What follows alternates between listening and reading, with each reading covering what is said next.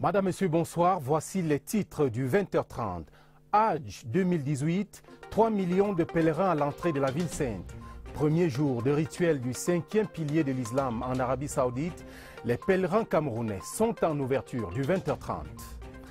Présidentielle 2019, Elections Cameroun veut remporter le suffrage de l'organisation. Descente et concertation se multiplient pour les derniers réglages. Le point en page politique de cette édition.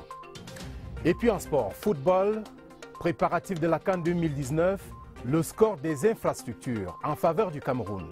À 10 mois du rendez-vous continental, plus de 70% des travaux déjà réalisés. Évaluation à suivre en fin de journal. Voilà pour les titres. Et bienvenue au journal. Des nouvelles du Hajj 2018 en ouverture. Sachez que le pèlerinage a débuté ce dimanche en Arabie Saoudite. 2600 Camerounais y prennent part parmi les 3 millions de fidèles mobilisés à Mina. À un regard seulement de la Mecque pour accomplir le premier rite obligatoire. Retrouvons tout de suite à Mina notre envoyé spécial, Ousmane Assanda. La nuit dernière a été sans sommeil pour les près de 2600 pèlerins camerounais qui séjournaient en terre sainte de l'islam. La raison est qu'ils devraient rejoindre la vallée de Mina au plus tard ce dimanche pour commencer le rite obligatoire du Hajj. Les pèlerins camerounais retrouvent ainsi à Mina d'autres pèlerins musulmans venus du monde entier avec pour objectif l'adoration d'Allah Tout-Puissant. J'entame ce pèlerinage avec l'étape de Mina, donc l'étape qui constitue le Hajj. Donc je l'entame avec beaucoup de sérénité. Je savais qu'il fallait beaucoup de ressources morales, tout ça. Mais Inch'Allah, par la grâce de Dieu, ça ira très bien. Le prophète sallallahu alayhi wa sallam, quand il a fait le pèlerinage, il est quitté de Makkah, il est venu à Mina, il a séjourné une journée. Donc dans la sunna des prophètes, on doit d'abord séjourner une journée, dans le 8e jour de Zulhijjah. On doit passer une journée ici avant d'aller le 9e jour à Arafat. Voici donc Mina, à quelques encablures de la Mecque, qui est le point de départ de ces journées pleines. On l'a dit, 3 millions de Hajj vont passer ici des journées intenses de dévotion. La particularité visuelle du pèlerinage, c'est que tous les hommes sont vêtus simplement de 2 toiles de tissu blanc. Les femmes, en tenant compte de leurs contraintes, sont habillées de façon plus classique. Dans cette vallée de Mina, c'est l'islam dans toute sa plénitude qui s'exprime. Et sur place au pays, la fête de la Tabaski 2018 se prépare. Le parfum de l'Aïd el-Kébir embaume déjà les rues de Douala, la capitale économique. À 3 jours de la célébration, l'heure est au dernier préparatif dans les familles. L'on note néanmoins une faible affluence dans les différents marchés de moutons de la capitale économique. Faisons le point avec Maïra Mouabas de Serre-TV Littoral. Des moutons qui cherchent preneurs. À quelques jours de l'Aïd el-Kébir, le marché du mouton a pris ses quartiers. C'est un peu moins cher quand même. Il y a tout. Par rapport, il y a 160 000, 140 000, 150. À cela s'ajoutent les tracasseries de la route. Tracasseries, tu es là-bas à Moroa ou bien à Garoua. Avant que tu arrives là, vraiment on souffre trop. Chez la famille Amadou, la fête du sacrifice sera au rendez-vous ce mardi. Le chef de famille a déjà anticipé sur le calendrier. Prières, immolations et festivités seront donc au menu de la journée du 21 août 2018 chez les fidèles d'Allah. Le Sud prépare également sa Tabaski, mais les fidèles musulmans prennent du temps, comme à Douala. Les ateliers de couture et les très courus marchés de moutons ne sont pas envahis de monde à 2 jours de la fête du sacrifice. C'est le constat fait par Franck Kevina de Serre-TV Sud. Au quartier Amandou, majoritairement peuplé de musulmans, la Tabaski est présente dans tous les esprits. La préparation spirituelle se fait à travers jeûne, méditation et respect des préceptes du Saint-Coran. Les préparatifs spécifiques concernant chacun qui va faire le sacrifice, c'est qu'il jeûne, il ne se rase pas pendant les 10 derniers jours, il ne se coupe pas les ongles, il n'a pas de relations sexuelles. Dans les ateliers de couture, les commandes ont augmenté. Hommes, femmes et enfants entendent être sur le 31. Il y a les gandoura, les ensembles hommes comme jumpa, donc pantalon, petit haut jumpa. Pour les femmes, il y a les robes grandes Dakar, les jupes. À Ebolova, l'absence d'un marché de moutons pénalise les fidèles musulmans contraints de faire le déplacement de Yaoundé. Et comme ils en ont l'habitude, les fidèles musulmans des Bolova vont convier à table amis, voisins et collègues d'autres obédiences religieuses, un esprit de partage pour magnifier le vivre ensemble et l'unité nationale. Et dans le reste de l'actualité, l'offensive de la première dame du Cameroun dans la lutte contre les infections sexuellement transmissibles et le VIH-Sida à l'ouest du pays, Chantal Biya dote le département d'Undé d'un centre multimédia dédié à la croisade. L'infrastructure a été inaugurée ce week-end à Banganté par le préfet du département, Oumar Ouaman Wabi. Les détails dans ce reportage de Laurent Chissoubé, CRTV Ouest. Il se dresse fièrement au cœur de la ville de Banganté, le centre multimédia vidéoconférence Chantal Biya, un des volets du programme Vaccin Social pour lutter contre le VIH-Sida, positionne l'Undé comme l'épicentre de la technologie et des sciences à l'ouest. Les populations sont satisfaites, nous sommes contents. Je crois que nous ne pouvons qu'exprimer à nouveau notre profonde gratitude à Mme Chantal Biya pour ce qu'elle vient de faire pour l'Undé. Le joyau architectural inauguré en grande pompe abrite 2 salles de conférence, une salle d'informatique ultramoderne et une autre réservée au recyclage des hommes des médias. Pour que nous ne soyons plus inondés de fake news, que les journalistes viennent apprendre et puiser à la source l'information vraie qu'il faut donner à la population. Au cours de sa prise de parole devant un parterre de membres du gouvernement, Tachimba Rose, représentante personnelle de la première dame, a appelé les membres du comité de gestion installé séance tenante à un usage responsable de ce centre. C'est un énième cadeau de notre maman. Je suis une femme très heureuse parce que nos enfants auront une avance sur les autres. Pour exprimer leur reconnaissance à l'endroit de Chantal Biya, les filles et fils d'Undé ont promis un vote massif en faveur du candidat du RDPC à l'élection présidentielle du 7 octobre prochain. Allons sur la route pour observer comment se passe la prévention routière en cette veille de rentrée scolaire. Sur l'axe Yaoundé-Douala, par exemple, le plus meurtrier du réseau routier national, la gendarmerie a effectué une descente musclée ce week-end pour sanctionner les entraves au code de la route. Le récit des faits avec Pierre Evimbe. La gendarmerie nationale mise sur sa capacité d'anticipation pour mettre au quotidien en insécurité les usagers indélicats. Radar embusqué, usage des pelotons routiers motorisés, barrières mobiles pour surprendre les petits malins qui auraient déjà leur position sur GPS en tête. Et les amendes. Cet usager, frappé pour excès de vitesse, a tenté de prendre la fuite sur cet axe Yaoundé-Douala, mais il avait eu tort, comme beaucoup d'autres, de sous-estimer les capacités de mobilisation des Pandores. Une fuite qui lui vaudra une amende sérieuse. S'il n'a pas les moyens, parce que les 2 infractions devaient le coûter 50 000 francs. 25 000 francs pour le non-respect de la limitation de vitesse et le délit de fuite, 25 000. Dans le cadre de l'opération contrôle, surveillance, répression, la gendarmerie nationale n'est pas sur les axes pour se faire les poches, mais pour mettre les délinquants routiers dans un stress permanent. En attendant, soyez sages, en gardant votre argent pour les rentrées scolaires et non pour les infractions en colère. Abondante actualité en rapport avec la présidentielle 2018 et nous venons là à l'actualité politique. Le président du Conseil électoral rassure, il y aura bel et bien élection le 7 octobre prochain dans les régions du sud-ouest et du nord-ouest. Et No Abraham Segbe était ce week-end à Bamenda où il s'est entretenu avec tous les acteurs du processus électoral des 2 régions. La correspondance de Adrien Takoufo de CRTV Bamenda. Il y aura élection présidentielle dans le nord-ouest et dans le sud-ouest. C'est l'une des déclarations du président d'Elections Cameroun au cours de cette réunion de travail à Bamenda. Tous les acteurs du processus électoral du nord-ouest se sont engagés à faire du scrutin du 7 octobre prochain une réussite. L'assistance a été très importante et l'engagement est ferme. Et je crois qu'au vu de tout ça, nous sommes positifs. Nous restons très positifs et nous sommes convaincus qu'il y aura les élections dans le nord-ouest. D'ailleurs, aucun arrondissement ne sera épargné.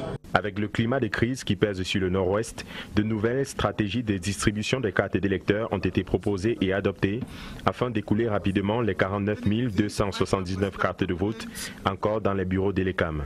Mais déjà, grâce aux efforts des officiels de l'ECAM de la région, 566 511 cartes de vote ont déjà été distribuées. De même, les centres de vote seront élargis afin de permettre aux déplacés internes de voter aussi dans leur localité de refuge. J'ai demandé aux acteurs du processus d'identifier les endroits où les déplacés sont pour permettre à ce que Élections Cameroun puisse amener les urnes dans ces endroits-là. Selon les chiffres rendus publics au cours de cette assise, le Nord-Ouest compte à ce jour 597 638 potentiels électeurs. Ils auront la possibilité d'aller voter dans 2337 bureaux de vote répartis dans les 7 départements du Nord-Ouest. L'organisation de la prochaine élection présidentielle, également évaluée dans la région du centre. Un membre du Conseil d'Elections Cameroun était sur le terrain et nous faisons le point avec Achille Zam de CRTV Centre. L'état de distribution des cartes d'électeurs dans la Meufouakon est rassurant. Seulement 918 cartes attendent encore leurs propriétaires. Les responsables des 4 antennes communales de ces départements déploient davantage les stratégies de distribution. Les urnes des 195 bureaux de vote sont déjà disponibles. Les isoloirs restent à compléter. Les membres des commissions locales de vote sont identifiés. Pour le cas de quelques bureaux de vote délocalisés, pour des raisons d'accessibilité et de sécurité, Madame la vice-présidente du conseil électoral est descendue sur le terrain s'assurer. En ce qui concerne les bureaux de vote, d'être dans les normes, c'est-à-dire des bureaux de vote accessibles au public, où toutes les personnes, même celles vivant avec un handicap, peuvent vraiment se sentir à l'aise. Il s'agit aussi, compte tenu des distances, de rapprocher les bureaux de vote le plus des populations. Pour un bon déroulement de ce processus électoral, Apolline Marie Amougabena a exhorté le personnel de l'ECAM à s'approprier le code électoral pour assurer la neutralité de l'organe en charge de l'organisation des élections et confirmer la légalité des opérations. Et vous l'aurez rectifié par les écritures, c'était un reportage de Richard Atangna Obama de CRTV Centre. Les populations de Zoé-Télé dans le sud sont en joie. Les travaux sont lancés pour refaire 150 km de pistes rurales de cet arrondissement. Du coup, un meeting de remerciement a mobilisé les bénéficiaires hier à Zoé-Télé autour de Georges Elanga Obam, ministre de la décentralisation et du développement local, élite de la localité. Eugène Bey, reportage. Zoé-Télé affiche aujourd'hui le visage d'une ville en plein chantier de réhabilitation de ses axes routiers. La promesse faite par le chef de l'État prend ainsi corps. 150 km de pistes rurales seront réhabilitées et aménagées, durée des travaux 5 mois. Nous sommes contents. Ce projet a une importance que vous ne pouvez même pas imaginer. C'est la route qui sort les populations des zones rurales de la pauvreté. Les populations bénéficiaires ne tarissent pas d'éloges à l'endroit du président de la République. C'est un sentiment de joie que de recevoir autant d'engins pour désenclaver notre arrondissement. À 2 km de Zoé-Télé, on faisait parfois une journée avec le don que son Excellence Paul Biya vient de nous faire. Ça ne sera qu'un triste souvenir. Responsables locaux du RDPC et élite ont reconnu en Paul Biya l'homme qui tient toujours ses promesses. Leur message, le retour d'ascenseur. Le président de la République nous répond au-delà de nos attentes. Sachons le lui rendre en nous rendant aux urnes tous et en votant comme un seul homme pour lui lors de l'élection présidentielle qui aura lieu le 7 octobre de cette année. Le rêve de Zoé-Télé de voir sa voirie réhabilitée est désormais réalité. Une joie qu'on a exprimée en esquissant quelques pas de danse. Le Mbam Einoubou met la main dans la poche pour financer la campagne électorale du RDPC en vue de la présidentielle d'octobre prochain. Les militants ont mobilisé 26 millions de francs CFA ce week-end au cours d'un meeting présidé à Bafia par James Onobiono, chef de la délégation permanente du comité central du RDPC dans le département. Les précisions de Philippe Roger Sama. Au rythme des symphonies patrimoniales du terroir, une constellation de cadres du RDPC, parmi les plus distingués que compte le Mbam Einoubou, investit la maison du parti de Bafia. À leur suite, comme dans une partition bien orchestrée, Les délégations des 27 sections RDPC, OF et OJRDPC de ce département. En accord parfait, tous chantent le credo de la continuité avec Paul Biya, l'homme de la dynamique constructive, apôtre de la paix et fervent défenseur de l'unité du Cameroun, chèrement acquise. Le président Paul Biya est l'homme de la situation. C'est la seule personne aujourd'hui, compte tenu de son expérience, de sa sagesse, qui peut de nouveau conduire le Cameroun dans des eaux calmes et nous faire sortir de cet environnement assez difficile que nous traversons. Nous sommes engagés derrière lui pour un vote à 100% pour toute cette politique qu'il mène avec succès, au grand bonheur de tous les Camerounais. Pour James Onobieno et compagnie, Lombam et Enugu demeurent un bastion imprenable du RDPC et cela va encore se démontrer le 7 octobre prochain. Séance tenante pour le succès de la campagne électorale de leur champion, 26 368 000 francs CFA sont collectés. Cette mobilisation des fonds se poursuit sur le terrain. Les militants ont aussi été sensibilisés pour le retrait des cartes d'électeurs afin qu'aucune voix ne manque à l'appel le jour du scrutin. Allons en Balmayo, dans le Nyong-Esso, région du centre. Les 6 sections RDPC du département se sont retrouvées pour préparer la campagne électorale. 50 millions de francs CFA collectés à l'issue d'un meeting présidé par Grégoire Rona, secrétaire général adjoint du comité central du RDPC et natif de la localité. Augustin Bidjoka.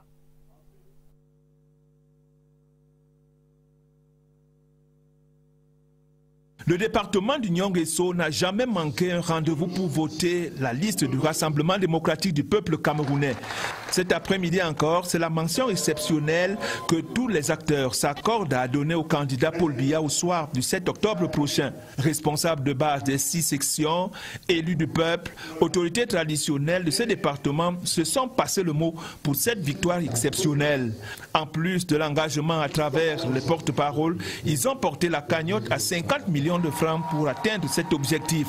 Le secrétaire général adjoint du comité central a remobilisé toutes les troupes pour quadriller tout le Nyong-Esso pendant la campagne électorale si s'annonce. Nous essayons d'avancer vers une campagne de très grande proximité parce que nous voulons faire gagner notre candidat président Biya pour avoir un résultat apaisé, car nous devons gagner pour la paix et pour le développement du Cameroun. Les responsables ont 5 jours pour faire parvenir leurs propositions pour l'élaboration d'un calendrier qui sera une occasion pour les membres de la commission de mener à bien cette opération de charme. Toujours en présidentielle 2018, dans la présidentielle 2018, le leader de l'Alliance nationale pour la démocratie et le progrès en campagne pour le RDPC, Amadou Moustapha, a demandé à ses militants de l'arrondissement d'Assamba, dans la Mofouafamba, de voter pour Paul Biya le 7 octobre prochain. C'était au cours de la finale de la Super Coupe de football ANDP à Olangina ce samedi. Étienne Pascal Azegue, reportage. L'Alliance nationale pour la démocratie et le progrès, parti allié au pouvoir, investit le terrain pour le candidat du RDPC. Pour sa première sortie dans la Mofouafamba, Amadou Moustapha, le président national de l'ANDP, était porteur d'un message important pour ses militants et militantes d'Olangina, chef-lieu de l'arrondissement d'Assamba. Le parti ANDP est solidement implanté dans cet arrondissement. Et c'est depuis au moins 5 ans. Je suis donc venu donner un coup de pouce à la présidence de la section. Notre champion, notre candidat, c'est le président Biya. Nous sommes venus donc porter un message particulier aux populations de ce département qu'il faut voter le 7 octobre le président Paul Biya. Le prétexte de la descente du numéro 1 de la NDP à Olangina est le sport roi au Cameroun. La Super Coupe ANDP de football a mobilisé au stade Saint-Gaston d'Olangina toutes les forces vives de cet arrondissement de la Mofouafamba. La finale, messieurs, a été remportée par Essingan, ici en rouge, 1-0 face à Tottenham FC d'Olangina. Des nouvelles de la rentrée scolaire dans ce journal et notamment dans le nord-ouest à Bamenda. Sachez que les élèves de Bamenda n'ont pas d'inquiétude à se faire. Le ministre délégué en charge du Commonwealth, Félix Mbagnou, était à Bamenda ce week-end pour offrir du matériel scolaire dans cette localité. Prenons tout de suite des nouvelles de cette cérémonie de remise de dons avec Augustin Guizana de CRTV Nord-Ouest. Une bataille pour l'éducation à Old Town Bamenda à quelques semaines de la rentrée scolaire. Des centaines d'enfants se bousculent pour recevoir du matériel didactique de main d'un natif du coin. Les bénéficiaires reprennent en cœur l'importance de leur scolarisation. I feel happy because the minister is very good to us and he take care of those who are poor. À la manette, le ministre délégué auprès du ministre des Relations extérieures en charge de la coopération avec le Commonwealth. C'est grâce à l'éducation que l'enfant d'un pauvre peut compétir pour les mêmes emplois avec l'enfant d'un riche. Et c'est ce que je demande donc à tous les parents de tout faire pour que leurs enfants rentrent à l'école.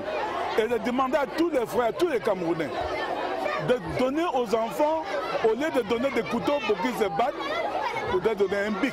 Cela se dit devant des parents, des autorités administratives au rang desquelles le préfet de la maison Pierre René Songa, les autorités traditionnelles, quelques hommes politiques sans distinction de leur chapelle. Le natif du coin a également pensé au sport, facteur de rassemblement du peuple. Félix Mbayou dira que les trophées remis aux vainqueurs du tournoi de tennis de table et du football sont un appel à la promotion de la paix sur l'ensemble de la région du Nord-Ouest. Tout à fait autre chose à présent, le département d'Unkam a désormais sa voix. La radio communautaire réglée sur la fréquence 88.fm. Elle a été mise en service ce vendredi à Yabassi par son promoteur, le professeur Mwele Kombi, ministre des Arts et de la Culture, élite de ce département. Cyril Edimo, de CRTV Littoral. Mon village à la radio, mon village, chacune à ma voiture à Yabassi chaque jour. Ce n'est pas un rêve, mais une réalité. Le président de la République, son Excellence Paul Biya, vient une fois encore de manifester sa généreuse sollicitude à l'endroit des populations d'Unkam. Nous ne nous attendions pas à avoir un si pareil investissement. Nous en sommes très heureux et ceci contribuera à ce que les Nkamois, quelles que soient leurs origines, et les Nkamois et les Camerounais en général vont s'exprimer à travers cette radio.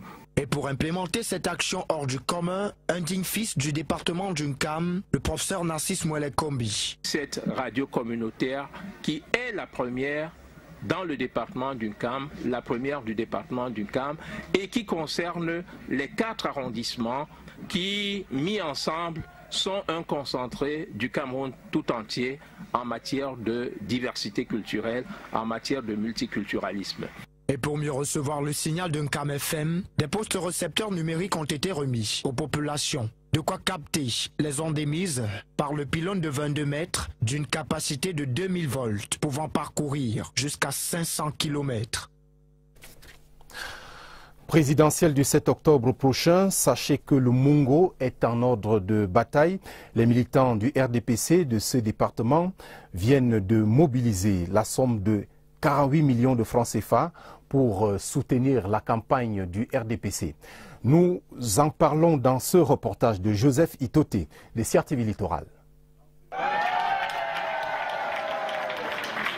Plus de 48 millions de francs CFA, dont 10 en promesses. Le tout représentant les contributions financières des militants de base, des cadres et même des sympathisants du RDPC dans le Mungo. En fait, moi, je donnais un 5 000 francs qui n'est pas négligeable. La candidature du président Paul Biya est une candidature portée par la base. Vous avez vu, ce n'est pas les sommes qui importent, c'est la qualité des gens et la manière de donner. Pour le président de la section RDPC Mungo Nord 1, El Hadjoumarou, les reflets du développement perceptibles au Cameroun sous l'impulsion du président Paul Biya seront un atout majeur de campagne. Nous sommes en train de nous donner des moyens pas seulement les moyens financiers comme vous le constatez, non, les moyens humains, les moyens techniques également. Et puis nous avons également à notre actif les réalisations de notre champion, de notre candidat. Le jeune Bélam Bella, chef de la délégation départementale permanente du RDPC dans le Mungo, l'a dit, le RDPC n'entend pas dormir sur ses lauriers. La campagne électorale se fera de façon méthodique. Nous ne pouvons pas mener une élection sans les moyens. Il est donc question pour le parti et à tous les niveaux et surtout à notre niveau départemental de pouvoir mobiliser d'abord les ressources financières. Parce que pour toute politique, comme on le dit, il faut avoir les moyens de sa politique. Pour les militants du RDPC dans le Mungo, il est question de permettre à l'initiateur de l'émergence de parachever son programme de développement. Tournons la page politique, quelques mélodies dans ce journal avec JP Mélodie, c'est l'artiste de la semaine. Son genre, le Bikutsi, avec Oussan Cavalière, il fait danser ses fans depuis 21 ans et son dernier album vient tout juste de sortir. Voici son portrait dressé par Laurence Okalia. Voici celui que l'on appelle le libre penseur de la musique camerounaise. JP Mélodie, ennemi du suivisme, exprime sa vision des choses en un style musical qui a bercé son enfance. Je fais dans le Bikutsi parce que j'aime cette culture, je suis né dans cette culture et je continuerai toujours à brandir haut le flambeau de ma culture. Depuis 21 ans qu'il élève la voix du Bikutsi, JP Mélodie a toujours dénoncé les tares de la société. Son premier album, Longen et Denika, entendons La vie c'est comme ça, plantait déjà son décor. Moi je voudrais retenir que du positif dans tout ce que j'ai fait et je pense que JP Mélodie n'est pas un artiste qui est comme la majorité qu'on a l'habitude de voir. Pourquoi, vous allez me poser la question, pourquoi il n'est pas comme les autres? Parce que JP Mélodie, c'est un libre penseur. Aujourd'hui, résidant à l'étranger, l'artiste revient sur sa terre natale avec dans sa valise son tout nouveau single, Tu n'es rien.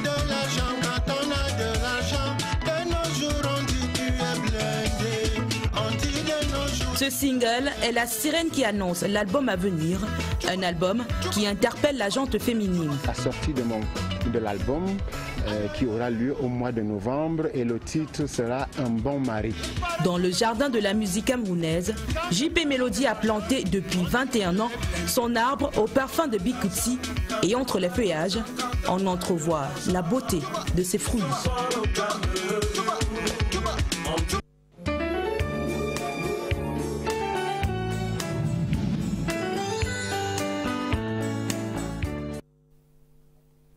La page spéciale de ce soir nous amène sur le chemin de la CAN 2019.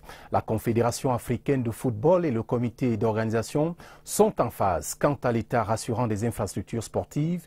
Et à 10 mois de cette grand-messe du football continental, les organisateurs et les inspecteurs de la CAF sont satisfaits de l'état des travaux dont le taux de réalisation, on vous l'a dit, sur le terrain se situe à un peu plus de 70%. Faisons le point avec Serge Fosgué. La photo de la fin, celle de nos rêves, celle de l'engagement collectif de tout un peuple, celle qui devrait démontrer au bout de l'effort la capacité du Cameroun à organiser la CAN 2019. Ce sont les images des stades de nos rêves. L'objectif final, l'aboutissement de la décision présidentielle. Fin 2018 et mars 2019, on devrait assister à la livraison de la plupart des travaux. C'est la raison de la mobilisation générale. Sur le terrain, la photo est la même partout. La détermination identique sur chaque site de compétition. Le Cameroun, la CAN 2019 est en marche. Les parties prenantes ont pris les choses à main et on les voit sur le terrain bien mobilisés en train d'exécuter les différents travaux. Si ça continue comme ça, ici à l'ouest, les choses seront OK.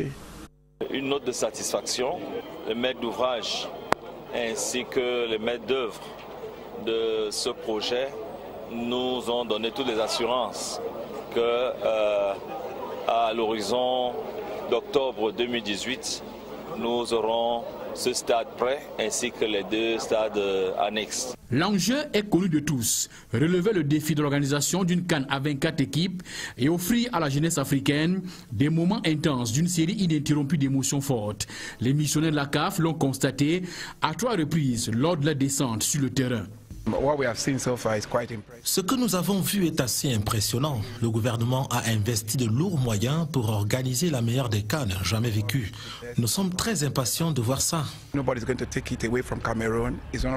Personne n'enlèvera l'organisation de la CAN au Cameroun. C'est un pays de référence, pas seulement au niveau africain, mais aussi au niveau mondial. Yaoundé, Garoua, Douala, Bafoussam, Limbe et Boya tiennent leur canne sur les sites. Les ingénieurs rassurent que les travaux seront livrés dans les délais. Et le comité local a presque perdu le sommeil à 10 mois l'échéance. C'est une question d'honneur pour la patrie. Et pour la suite, sachez que plus rien n'arrêtera le Cameroun dans sa lancée vers une organisation éclatante. En une semaine, les Lions indomptables ont eu de nouveaux sélectionneurs.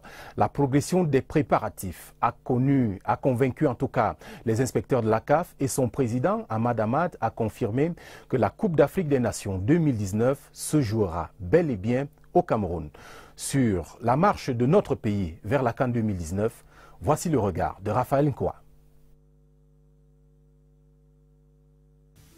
L'image de la semaine, ces joueurs qui ont bâti la légende du football camerounais en Afrique et dans le monde, réunis autour du ministre des Sports, Binoum Pat. Image peut-être banale pour les paparazzis, mais pourtant porteuse de sens, parce qu'elle symbolise l'union sacrée autour d'une cause nationale que constitue l'organisation sans bavure de la CAN Total Cameroun 2019. Un symbole fort qui vient renforcer un dispositif qui a commencé à se mettre en place à travers les éléments visuels déployés par le COCAN, dont les affiches géantes occupent les espaces des villes devant accueillir l'événement. La Confédération africaine de football a dévoilé le logo officiel de la compétition et comme pour enfoncer le dernier clou du cercueil des incertitudes, le président de la CAF, Ahmad Ahmad, a exclu tout plan alternatif et déclaré que la CAN Total 2019 se déroulera bel et bien au Cameroun et nulle part ailleurs, confirmant ainsi l'engagement présidentiel aux accents sentencieux. La CAN 2019, c'est déjà demain et le Cameroun sera prêt le jour dit. J'en prends l'engagement. Des rêves et des ambitions qui se situent bien au-delà de la CAN Total 2019, comme si les planètes se sont alignées favorablement pour un renouveau du football camerounais en une semaine. Les moins de 17 ans remportent le tournoi de l'UNIFAC et se qualifient pour la CAN de leur catégorie en Tanzanie. L'Académie nationale de football annonce la rentrée de ses premiers pensionnaires. Clarence Sidoff et Patrick Kluivert s'engagent pour l'encadrement des Lions indomptables. Se situer au-delà de la CAN Total 2019, c'est aussi entrevoir nos différents championnats techniquement rehaussés et nettement plus attractifs grâce à l'offre infrastructurelle désormais disponible. C'est également voir l'érection d'une FECAFOOT nouvelle avec le tout premier exécutif élu sous l'égide de la loi de juillet 2018 régissant les activités sportives au Cameroun.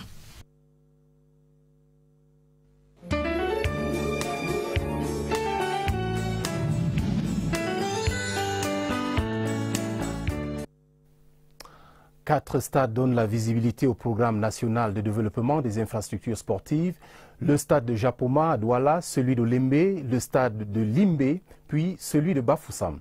Ces réalisations sont les plus avancées d'un vaste projet de construction et de réhabilitation d'infrastructures sportives dans les 10 régions du Cameroun. Projet cofinancé par la Chine et le Cameroun.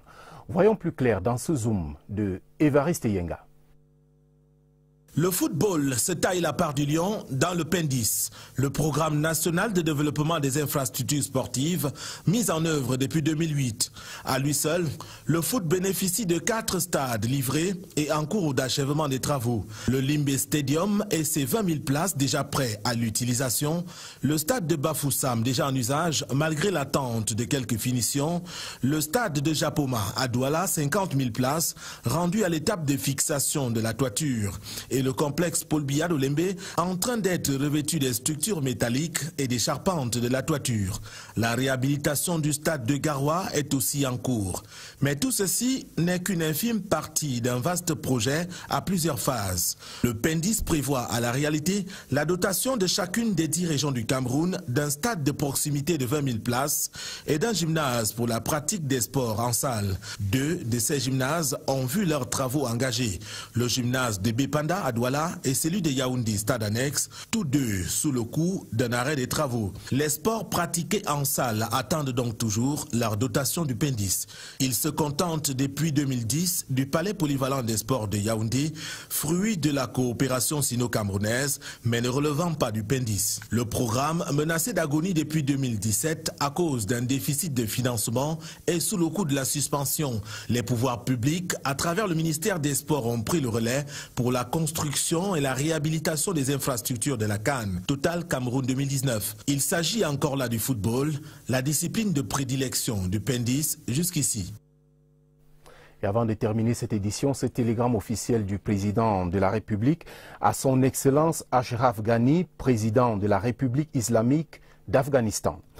Monsieur le Président, écrit Paul Biya, il m'est agréable de vous adresser mes vives et chaleureuses félicitations à l'occasion de la célébration de la fête nationale de votre pays le 19 août. J'y associe mes vœux de paix et de prospérité pour le peuple afghan. Veuillez agréer, Monsieur le Président, les assurances de ma très haute considération, signé Paul Biya. J'annonce après ce journal, scène de presse avec Lucrèce Medou Ndiemba qui est de retour. Entre autres sujets qu'elle évoquera avec ses invités, le contentieux préélectoral et la campagne de désinformation dont sont victimes les éléments de l'armée camerounaise. Mesdames et messieurs, c'est ici que s'achève ce journal. Merci de l'avoir regardé. Excellente semaine sur la CRTV.